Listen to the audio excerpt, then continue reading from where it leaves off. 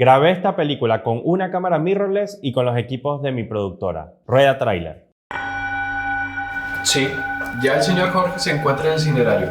No se preocupe, para eso estamos. ¿Y tú? ¿Estás como en otro planeta? ¿Estás bien? Bueno, problemas familiares. Creo que estoy haciendo mucho drama por el asunto. Brother, no sé. Alfredo me contó algo similar, que supuestamente Marco me había visto en estos días. Mira, pero me parece como muy extraño. Entonces, ¿quién habló con Edison? Te estoy diciendo que te vi. ¿Qué pasa? ¿No quieres que la gente sepa? Yo creo que es eso, no estoy descansando bien. Señor, por favor, cálmese. Usted no puede salir de su asiento. Señorita, ¿me puede ayudar a quitar esto? Señor. Tengo que llamar a la policía, por favor. Necesito hablar con mi esposa. Es una emergencia. Es que he tenido como unos sueños raros y visiones. ¿Y visiones de quién?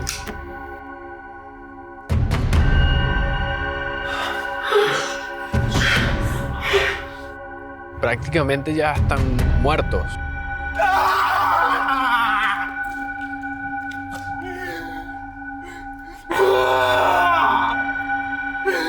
¿Por qué?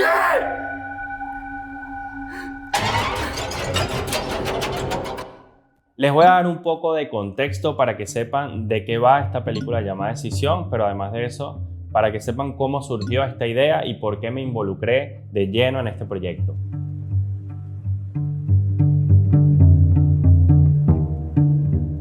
Resulta que hace un año me reuní con mi amigo Luis Rojas España, director de Decisión, para hacer street photography, para salir a hacer algunas fotografías de calle y divertirnos un rato. Pero Luis tenía entre manos contarme que tenía un proyecto que venía desarrollando desde hace poco con una persona sumamente seria y que apuntaba a hacer su primer largometraje. Luis llegó ese día, me acuerdo, con una carpeta entre los brazos, nos sentamos a comer unos sándwiches de carne mechada y mientras nos tomábamos también una cerveza, me contó que necesitaba urgentemente un director de fotografía y empezar a armar un equipo técnico para hacer lo que sería su primera película. Para ese entonces Luis trabajaba en una funeraria y en una de esas noches de musa, inspirado por las cosas que le habían pasado trabajando allí, decidió redactar su primer guión, el guión de su ópera prima. Bueno, cuento corto, Luis con este guión se acercó a una persona que había conocido unos años atrás en el mundo del cine en Venezuela. Se trata de un director bastante joven que está realizando muchas películas últimamente, llamado Edgar Roca, y le comentó que tenía este proyecto entre manos y que quería ver si este proyecto daba para algo más, si este proyecto podía ser un cortometraje, si podía ser un largometraje y si le veía algún tipo de futuro. Bueno, resulta que Edgar tomó el proyecto, lo leyó y una vez que vio el guión dijo: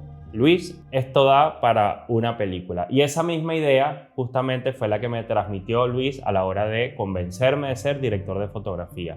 No tuvo que hacer demasiado para convencerme porque hace rato venía yo con el sueño de grabar una película o participar en un proyecto similar, pero por supuesto que al saber que yo trabajaba directamente con el filmmaking y que yo estaba viviendo de eso, él debía mostrarme un proyecto sólido y que esta idea era totalmente viable. Así que cuando hablamos y terminamos de comer y nos tomamos unas cervezas y nos fuimos por ahí a hacer street photography, ya yo estaba montado en el carro de la película. Bueno, en resumen, necesitaba un director de fotografía, una persona que tuviera equipos y que se encargara de operar cámara, iluminación y, por qué no, también audio. Porque obviamente íbamos a trabajar con poco presupuesto y las expectativas era llevar esta película al cine, aún trabajando con las uñas. Un año después de todo esto, puedo decir que no solamente fui director de fotografía de Decisión de esta película, sino que además soy también productor asociado de uno de los proyectos más recientes del cine venezolano y que además será estrenado no solamente en Venezuela en las principales salas de cine, sino que también está presente en el Festival Latino de Georgia de este año 2022, allá en Estados Unidos.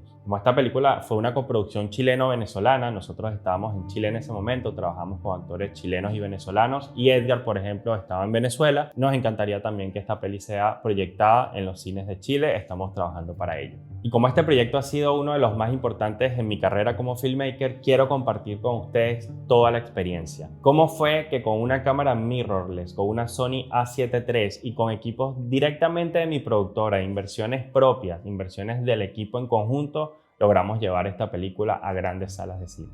En este primer capítulo les voy a hablar de los aspectos más técnicos, pasando por la grabación, los equipos utilizados, distintas herramientas de trabajo, la planificación como director de fotografía, cuáles fueron mis funciones, cuáles fueron los criterios para desarrollar la imagen y darle carácter a este largometraje, entre otras cosas. Es decir, va a ser un capítulo mucho más asociado a lo que nosotros hacemos, mucho más asociado a la realización audiovisual y al filmmaking. Y en una segunda entrega vamos a hablar un poco más de la película desde la idea hasta la distribución. Cómo se hace una película desde cero, pasando por los distintos procesos, por los distintos tipos de trabajo que hay que hacer para que este sueño de crear un largometraje se haga realidad. Y en ese capítulo vamos a tener a distintos invitados, entre ellos el director de la película, Luis Rojas, vamos a tener al productor ejecutivo Edgar Roca, vamos a tener a los actores, entre otros invitados que van a aportar un montón de valor para que tú también te atrevas a hacer tu propia película. Como ya les comenté, tuvimos que poner a disposición los equipos que había en mi productora para poder ahorrar gastos en renta, no tener que estar dedicándole parte del poco presupuesto que teníamos a alquilar equipos para trabajar. Algunos equipos ya los tenía y otros sí tuve que comprarlos, pero vi la posibilidad que después de terminar la película, estos equipos me quedaran como inversión para la productora y para este mismo canal de YouTube. Ahora, tenía algo de cash, así que no tuve que endeudarme para comprar estos equipos y te recomiendo que tú tampoco lo hagas, porque las expectativas de generación de ingresos estaban en veremos y obviamente arriesgarse demasiado por un proyecto que principalmente nace desde una pasión no es lo más recomendable. Es decir, endeudarte por un proyecto que no sabes todavía con seguridad hacia dónde va no es lo más recomendable, no es lo que yo les digo que deban hacer.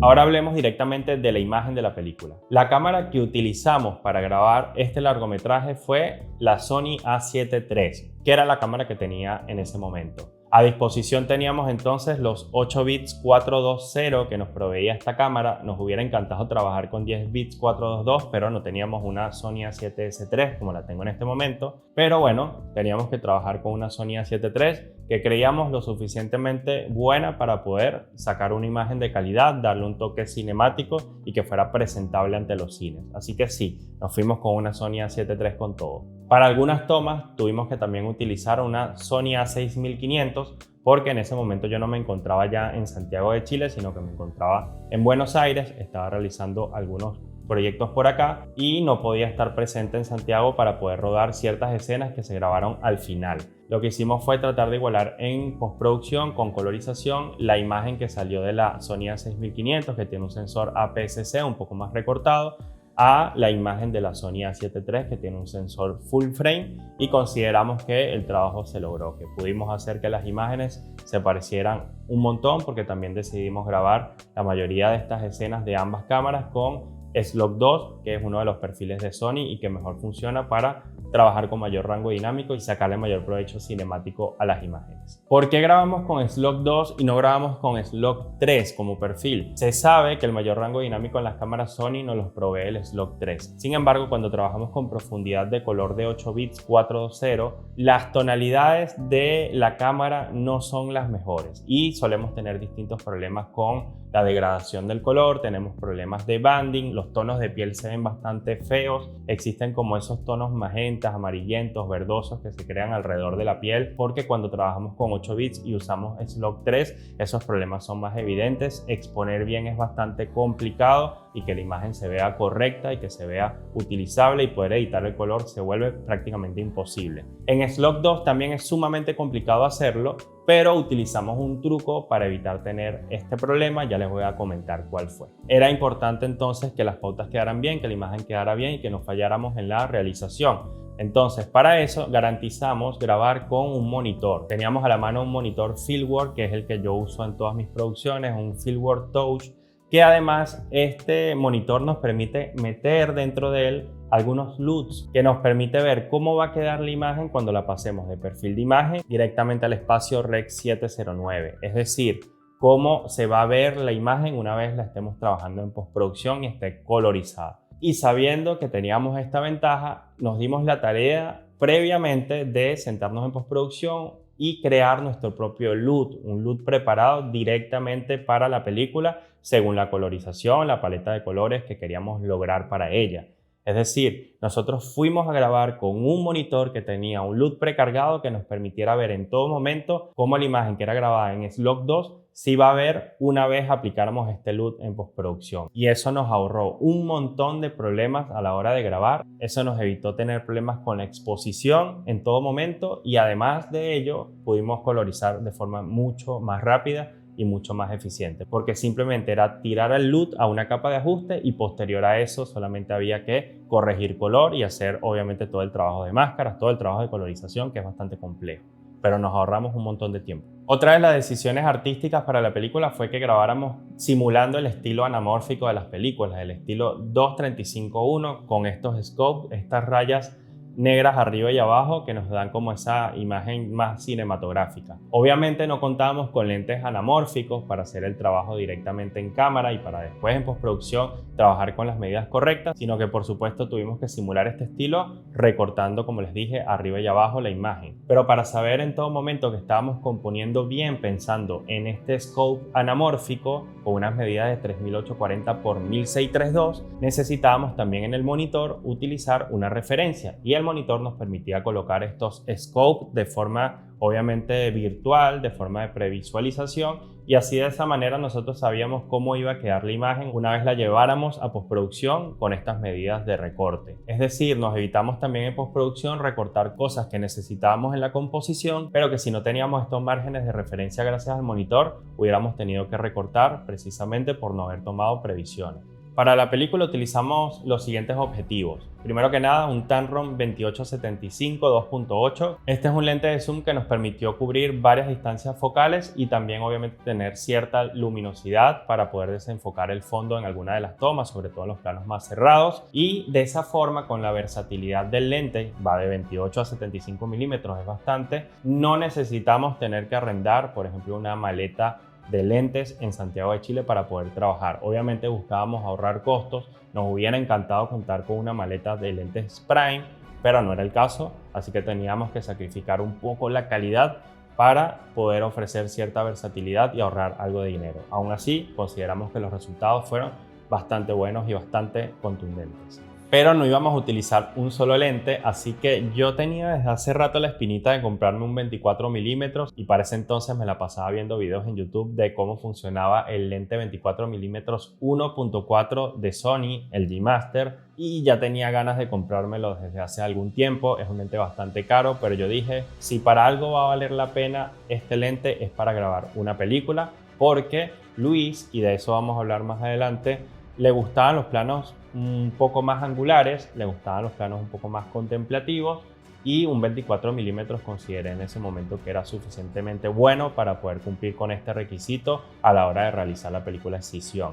Así que directamente fui por él y dije, este lente después de la película obviamente me va a quedar a mí y lo voy a utilizar un montón para video de calle, para hacer YouTube y para otras cosas. Y así ha sido.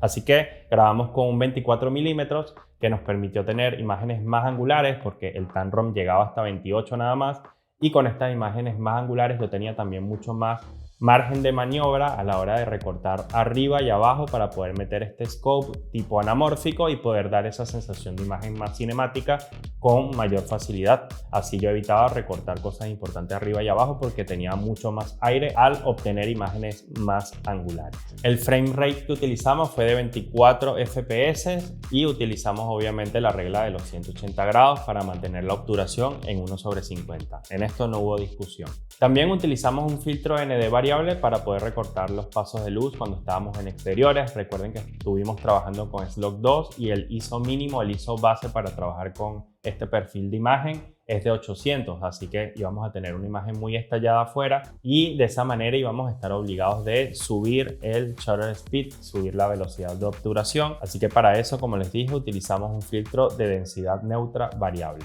A nivel de foco, al ser cine, trabajamos en casi todas las tomas con foco manual, salvo en algunas tomas donde tuvimos que utilizar gimbal y en ese momento yo no contaba con un follow focus para un gimbal ni tampoco con un gimbal muy versátil, así que en esa ocasión solamente nos valimos del foco automático y se comportó bastante bien. Pero de resto, toda la película fue grabada en foco manual y directamente yo como operador tuve que encargarme de hacer foco. Obviamente para ayudarme, y al no tener ningún tipo de follow focus, ni manual, ni automático, ni a distancia, tuve que rillar la cámara, colocarle una jaula para poder con una agarradera derecha sostener la cámara de esta manera y por debajo hacer foco de forma más estable, porque si no hubiera tenido que hacer foco de esta manera agarrándola por el mango de la cámara, y al hacer foco manual iba a estar moviendo demasiado las tomas y obviamente era algo que no queríamos. Así que el rig, la jaula, el cage, como le quieran decir, fue súper valioso porque no solamente le aportó peso a la cámara para imágenes más estables, sino que también hacer foco se me hizo un poco menos difícil. Por cierto que los dos lentes que utilicé eran bastante amigables para poder hacer foco. Tampoco me considero un foquista experto, pero como yo suelo trabajar con foco manual y no siempre depender del autofoco, a pesar de que mis cámaras tienen un gran autofoco, eso me permitió poder trabajar en la película sin mayor problema. Ahora hablemos un poco del carácter contemplativo de la imagen y de la importancia que tuvo, por ejemplo, una herramienta muy subestimada por los filmmakers, sobre todo los más novatos, y que es sumamente fundamental a la hora de hacer una película.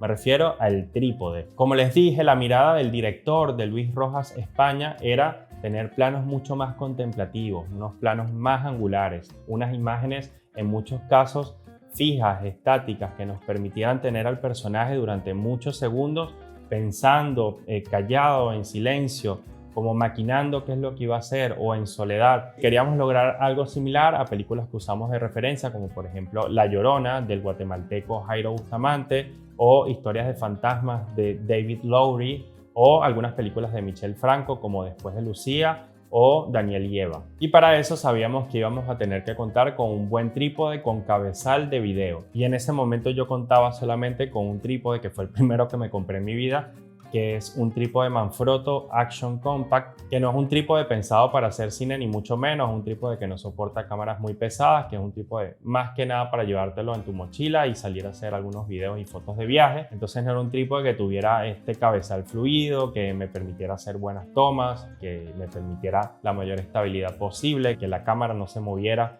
con cualquier brisa que hubiera en exterior. Entonces tuve que invertir en un trípode, que es el trípode que uso ahora, que es un Benron KH25N. Bueno, resulta que fue tremenda inversión porque me ayudó un montón a hacer ciertos planos, a componer mejor, a darme el tiempo de que la imagen quedara mucho mejor encuadrada, que se eliminaran algunos detalles de la imagen que no quisiéramos, es decir, a tomarnos el tiempo de explotar al máximo estas tomas de lucha interna, de nostalgia, de reflexión que quería lograr el director, y que usó como referencia a estas otras películas, que por cierto es importante cuando van a hacer una película, cuando van a desarrollar un proceso, revisar siempre, tener en cuenta siempre referencias de otros directores, referencias de otros cines, para que de esta manera sepamos cómo vamos a ir a la batalla a la hora de grabar un largometraje. No solamente desde el punto de vista de la dirección de fotografía, sino también para tener en cuenta la colorización, la postproducción de color también es clave en este proceso de obtener referencias y para poder iluminar y para poder hacer ciertos trabajos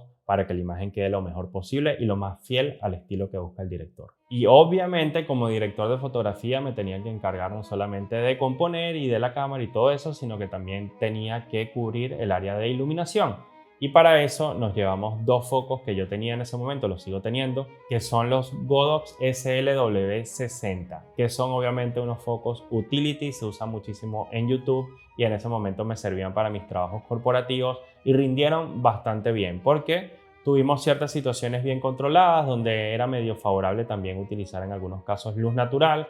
Así que sabiendo que teníamos la excusa de utilizar buena luz natural o utilizar la misma luz ambiente, algunos espacios oscuros, en gran medida por ser una película de terror, algunas escenas oscuras están justificadas y el rendimiento de la ISO de mi cámara Sony A7 III, la cámara que tenía en ese momento, me permitían poder trabajar con comodidad teniendo menos luz, sacrificando un poco de luz para tener esa oscuridad que obviamente requiere una película de terror, una película de suspenso, de thriller psicológico como lo es Escisión. Así que con dos focos, utilizando unos rebotadores, la imaginación y usando siempre la luz natural y la luz artificial, la luz práctica que teníamos en ese momento y agregando además dos lucecitas RGB Aputure que van conmigo a todas partes, pudimos generar ciertos complementos en la iluminación, algunos contrastes de color que quedaron bastante bonitos y de esta manera pudimos resolver todas las escenas de la película. Ahora bien, en Venezuela sí tuvimos que destinar presupuesto para no solamente alquilar una cámara, tuvimos que alquilar la misma Sony A7 III allá en Caracas para poder grabar, sino que además también tuvimos que alquilar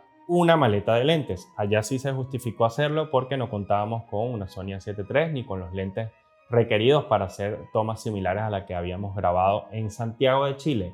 Así que allá sí aprovechamos de alquilar un set de lentes de cine Rokinon, unos lentes prime de 24 milímetros, 35 milímetros y 85 milímetros para la ocasión, así que pudimos de esta manera igualar bastante la imagen que teníamos en Caracas a la imagen que tuvimos en Santiago, grabada directamente por mí. En ese proceso de dirección de fotografía allá en Caracas participó la realizadora Ana Alejandra Sofer, quien hizo un trabajo magnífico y con quien pudimos coordinar que el trabajo quedara lo más parecido posible y que fuera totalmente fiel a la película y a la visión de Luis. También es importante que a la hora de desarrollar una película tengas muy claro, como te dije, la tonalidad de la imagen, las paletas de colores que desees lograr, el nivel de saturación o desaturación que quieras alcanzar, saber cómo quieres que sea tu imagen antes de ir a postproducción. Para poder separar un país del otro, en Chile utilizamos unos tonos un poquito más fríos y en Venezuela obviamente utilizamos tonos más cálidos, sabiendo que en Chile en ese momento jugábamos a que fuera invierno y en Venezuela siempre es un país caribeño.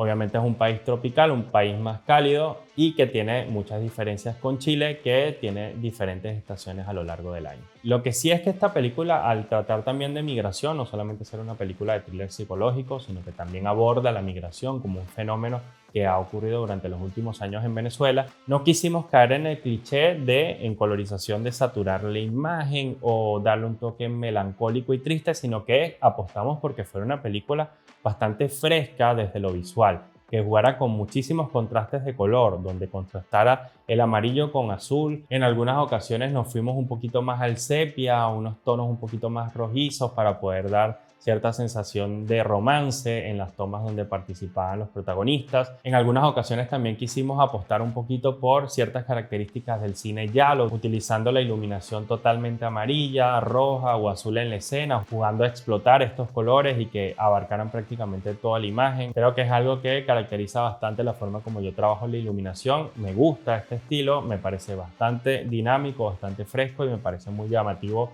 al ojo, sobre todo de las personas que van en un rango etario de entre los 24 y 45 años, que creemos que puede ser el público al cual apostaba la película. Ahí estuvo, según yo, la fortaleza de la iluminación de Scission, en poder entender cómo queríamos explotar la imagen y en tratar de diferenciarnos, como les dije, de la típica película con tonos desaturados, muy oscuros, excesivamente desoladores, para no caer en un cliché, para evitar el camino fácil a la hora de hacer cine de terror. Y quedamos bastante contentos con los resultados. Como ya les había comentado también, el monitor fue fundamental porque a la hora de hacer balances de blanco ya teníamos este LUT precargado que nos permitiera ver cómo nos iba a quedar la imagen para trabajarla después en postproducción. El monitor en todo momento fue un acierto.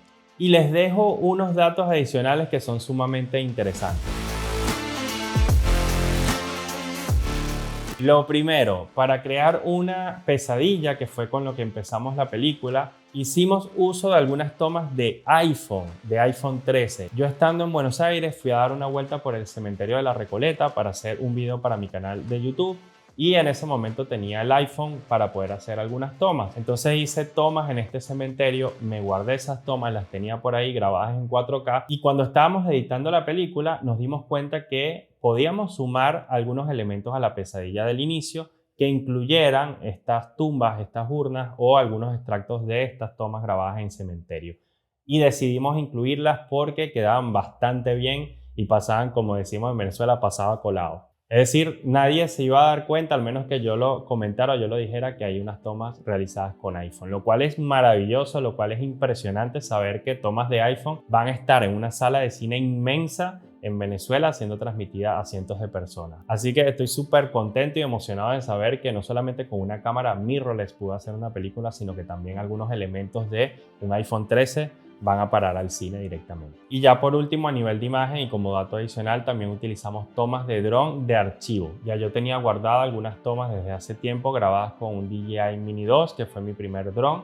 Estas tomas eran de algunos parques y de algunas zonas de Santiago de Chile. Consideramos que podían funcionar para alimentar la película y definitivamente así fue. Y eso fue con respecto a la imagen. Pero como fuimos caballitos de batalla todos en esta película, todos, absolutamente todos realizamos distintas funciones para que esta película fuera una realidad, una de las cosas que no podíamos olvidar y que no podíamos dejar a un lado era el audio, que como sabrán en el audiovisual el audio es sumamente importante y digamos el 50% del trabajo, así que tenía que quedar igual de bien que la película y es quizás una de las cosas en las cuales menos experiencia teníamos para poder grabar algo de semejante talla, es decir, hacer un largometraje.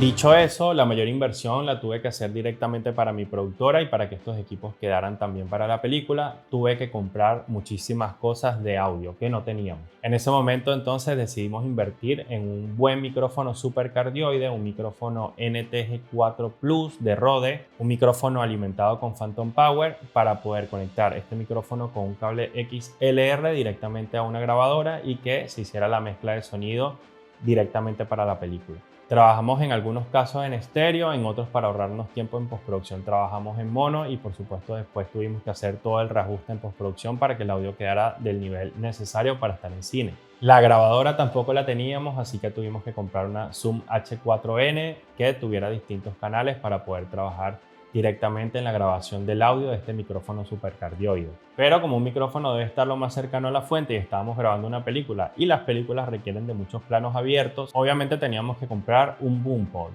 es decir, una caña de estas donde conectamos directamente el micrófono, estiramos el micrófono para poder llegar lo más lejos posible y lo más cercano a la fuente. Esta caña quisimos que fuera lo suficientemente sólida para no generar ruidos extras con las vibraciones, una caña que fuera buena, de excelente calidad. Y después de hacer algunas averiguaciones llegamos a la conclusión de que debíamos comprar una caña, directamente una caña de cine. Invertimos en un boom pole de la marca K-Tech, que es una marca hollywoodense, y de esta manera no tuvimos ningún tipo de problema para hacer audio, porque el boom llegaba hasta 3 metros y era bastante sólido, un boom de aluminio que a pesar de ser bastante largo era muy liviano y facilitaba muchísimo el trabajo. Además está cableado internamente y tiene una conexión directa a cable XLR. Todo esto facilita todo el proceso. Para algunos momentos donde quisimos ser un poco más discretos y no quisimos llamar demasiado la atención de las personas, nos fuimos con un shotgun Deity D3 que iba directamente incorporado a la salida de audio de la cámara y de esta manera grabamos algunas tomas, algunas escenas como las que están viendo ahora. Para las conversaciones más largas, conversaciones que llevaran mucho diálogo, preferimos que los actores utilizaran lavalier. Echamos en falta haber tenido un dead cat, pero bueno, pudimos resolver de repente con estas esponjas que traían directamente los micrófonos. Aunque sí tuvimos ciertos problemas de brisa que después tuvimos que procesar y ver cómo resolver en postproducción. Así que si te sirve el consejo, te recomiendo tener un dead cat.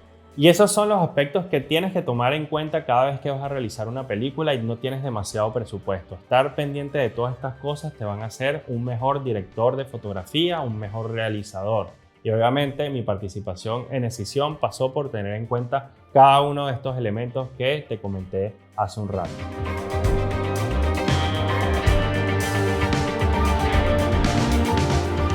Como reflexión final les voy a hacer la siguiente recomendación. Si usted es filmmaker, si te dedicas a esta pasión, tienes que aprender a considerar esos proyectos que a lo mejor al principio no te van a dar demasiado dinero o que no te generen demasiadas expectativas, pero que sepas que con ellos vas a crecer un montón y que sin esperar nada a cambio puedes que con estos proyectos logres cosas maravillosas. Bajo ninguna circunstancia yo pensé que iba a participar tan pronto en una película, al principio como director de foto y mucho menos con mi productora Piso 5 Producciones, como productor asociado a un film que, como repito, va a ser estrenado en las principales salas de cine de mi país, donde yo iba a ver películas de niño, y resulta que con mi camarita, con mis equipos, con mi productora y con la labor impresionante de un montón de gente y dirigido siempre por la mirada de una persona sumamente talentosa, sumamente preparada como lo es Luis Rojas y el apoyo de distintos factores, esta película ahora es una realidad. Así que sí, amigo, el proyecto que empieza muy pequeño puede convertirse en algo bastante grande si hay una seriedad detrás de todo esto